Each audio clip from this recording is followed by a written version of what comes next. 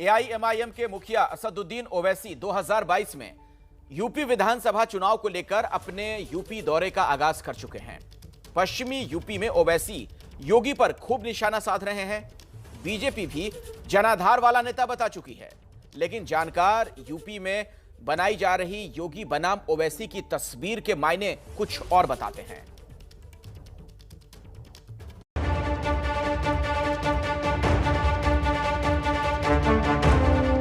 असदुद्दीन ओवैसी के मजनू बन चुके हैं और बार बार लैला को याद करते हैं। उनकी बेबसी से इतना डिस्कनेक्ट है देश के प्रधानमंत्री। ओवैसी जी देश के बड़े नेता हैं और देश के अंदर प्रचार में जाते हैं, उनका अपना एक जनाधार है। इसी हफ्ते पश्चिमी यूपी की सियासी था लेने के लिए दिल्ली से सड़क के रास्ते गाजियाबाद, हापुड़, अमरोहा, संभल होते हुए ओवैसी मुरादाबाद पहुंचे और यूपी के सीएम योगी आदित्यनाथ पर खूब निशाना साधा। संभल में तो तंज कसते हुए ओवैसी ने कहा कि योगी उनके मजनू बन चुके हैं। उत्तर प्रदेश के मुख्यमंत्री जो हर टीवी के इंटरव्यू में असदुद्दीन ओवैसी के मजनू बन चुके हैं और बार बार लैला को याद करते हैं।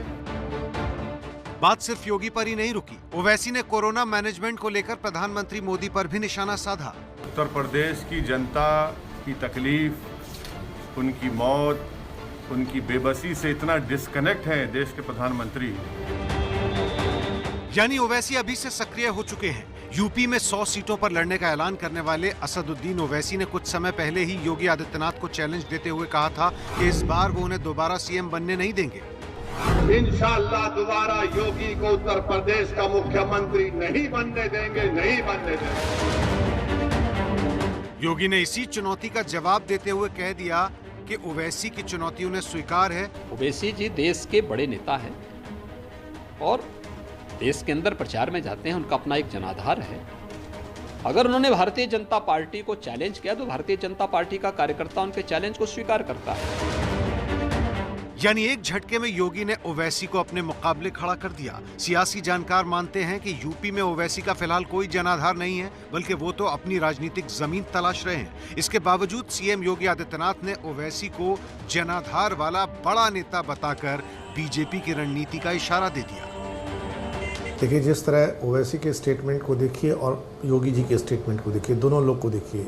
ओवैसी ये कहते हैं योगी जी को मुख्यमंत्री नहीं बनने दूंगा, ये कहते हैं बड़े जनाधार के नेता हैं। तो ये जो दोनों लोग एक दूसरे को अप्रत्यक्ष रूप से सपोर्ट कर रहे हैं, इससे लग रहा है कि नूरा कुश्ती है और इन दोनों के बीच में कोई आपसी अंडरस्टैंडिंग जरूर है, क्योंकि सचमुच ना तो ओवैसी की हैसियत है कि वो योगी जी को मुख्यमंत्री बनने से रोक सकें और ना ही ओवैसी बहुत बड़े जनाधार वाले नेता हैं। उत्तर प्रदेश की सियासत पर नजर रखने वालों की माने तो योगी आदित्यनाथ और ओवैसी के बीच चल रही बयानबाजी बीजेपी की रणनीति का हिस्सा है। यूपी में मुस्लिम वोटर की आबादी लगभग 19% है और 100 के आसपास सीटों पर मुस्लिम वोटर प्रभावी है। पिछले विधानसभा चुनाव में समाजवादी पार्टी के साथ साथ बीएसपी ने भी ठीक ठाक मुस्लिम उम्मीदवार मैदान में उतारे थे, लेकिन इस बार मुस्लिम वोटरों में सेंधमारी की कोशिश ओवैसी कर रहे हैं। बीजेपी को ये मालूम है कि मुस्लिम वोट उनको नहीं मिलने वाला और उसकी कोशिश ये रहती है कि उस मुस्लिम वोट बैंक का डिवीजन हो जिससे उसको फायदा मिले। और इसीलिए माना जा रहा है कि चुनावी रणनीति के तहत बीजेपी ओवैसी को बड़ा नेता बताकर मुस्लिम मतदाताओं को कंफ्यूज करके उनके वोट बांटने की कोशिश में है। ओवैसी जी देश के बड़े नेता हैं और देश के अंदर प्रचार में जाते हैं, उनका अपना एक जनाधार है। यूपी के सीएम कुछ भी कहें, लेकिन समाजवादी पार्टी ओवैसी को वोट कटवा से ज्यादा कुछ भी मानने को तैयार नहीं। आप सबको मालूम है कि उनकी क्या इमेज है। बंगाल में उनको मुसलमानों ने नकार दिया, क्योंकि मुसलमानों को ये एहसास हो गया कि ये वोट बांटने की राजनीति करने जा रहे हैं, सिर्फ वोट काटने के लिए आप यहाँ पे आ रहे हैं। ओवैसी के विरोधी उन्हें अक्सर बीजेपी की बी टीम कहते रहे हैं। खास बात यह है कि ओवैसी खुद भी पहले से ही बीजेपी से ज्यादा समाजवादी पार्टी पर हमले करते रहे हैं। समाजवादी पार्टी के तमाम लीडरशिप को, बशमूल मुलायम सिंह यादव को, तमाम दरबारियों को कहना चाह रहा हूं कि दुनिया की कोई ताकत असदुद्दीन ओवैसी को उत्तर प्रदेश आने से नहीं। ओवैसी ने ओम प्रकाश राजभर के साथ मिलकर भागीदारी संकल्प मोर्चा बनाया। इस मोर्चे में ओवैसी की पार्टी समेत 9 अन्य छोटे दल भी शामिल हैं।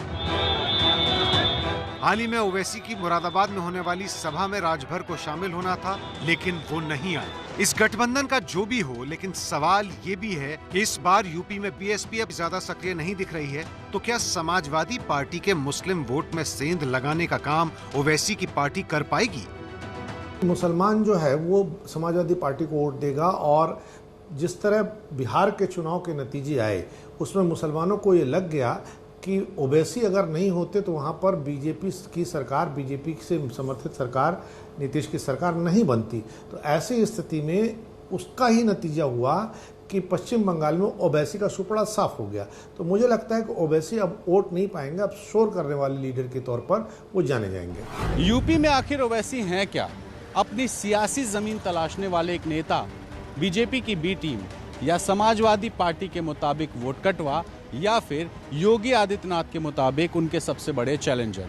इन सवालों का जवाब तभी मिल पाएगा जब ओवैसी अपने भाषणों में भीड़ इकट्ठा करने के साथ साथ उस भीड़ को वोटों में भी तब्दील कर पाएं। हालांकि अभी चुनाव में 6 से 7 महीने का वक्त बाकी है और राजनीति में 6-7 महीने का समय काफी होता है।